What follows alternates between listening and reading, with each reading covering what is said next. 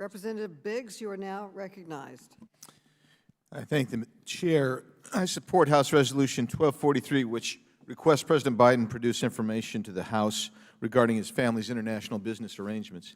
Now, behind me is an email from 2016 during the Obama-Biden administration between Hunter Biden and Miguel Alemán, the son of a Mexican billionaire and grandson of the former Mexican president. The email begins, quote, "We are arriving late tonight on Air Force 2 to Mexico City. We will be there for Thursday. I'm attending a meeting with President Nieto with Dad." The highlighted sections here are significant. Quote, "We have been talking about business deals and partnerships for 7 years.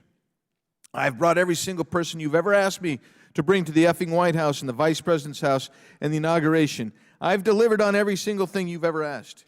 In this email, Hunter Biden acknowledges his attendance at a meeting between Mexican President Nieto and then Vice President Biden. He discusses business deals and partnerships with a wealthy and politically connected Mexican family and references access provided to Mexican businessmen at the White House and the Vice President's residence, and states he had already delivered on every single thing you've ever asked. And we also have a picture of Vice President Biden, Hunter Biden, Miguel Alemán, his father, and Carlos Slim, one of the richest men in the world, in 2015 while Joe Biden was president. And this is what we're asked to believe, that then Vice President and current President Joe Biden has no idea what's going on in Hunter's businesses and whether Hunter might be compromised by America's adversaries across the world. Just a few months ago, I showed these images to Matthew Olson, who's the current Assistant AG for the Department of Justice's National Security Division.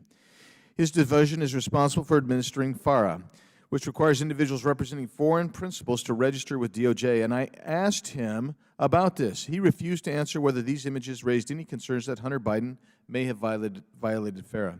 He also refused to comment on concerns raised by FBI whistleblowers who reported that the FBI had committed a widespread effort within the FBI to downplay or discredit negative information about Hunter Biden. Well, for years, members of Congress have also sought access to suspicious activity reports filed by banks to the Department of Treasury.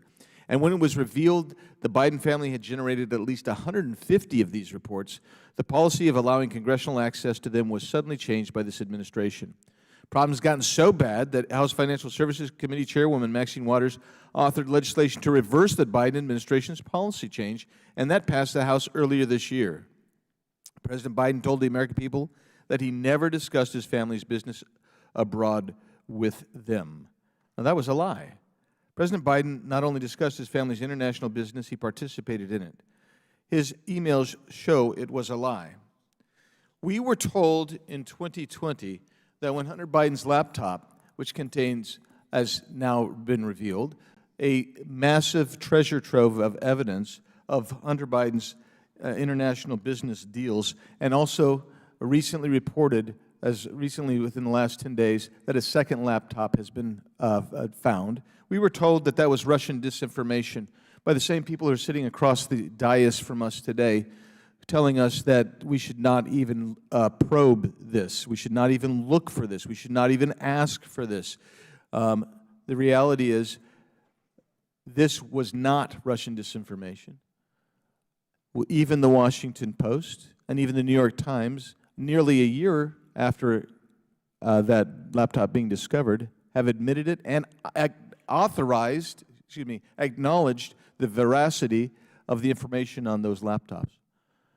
That gives us further impetus to go forward here, because as the ranking member has repeatedly said, we need to know what's going on, because a SARS report is something very serious, and it indicates potential compromising of the highest office in the land.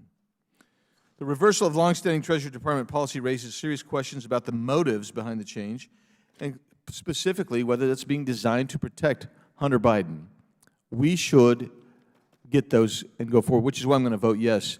And now, Madam Chair, I can either read every one of these, but I would like to submit for the record more than 100 articles, everything from the Washington Times to the UK Mail to the New York Times and the Washington Post, about the Hunter Biden story and everything related here. I'm happy to read the title off each and every one. So ordered, without objection. And you don't want me to read them? Okay. Thank you, Madam Chair. I'll yield back.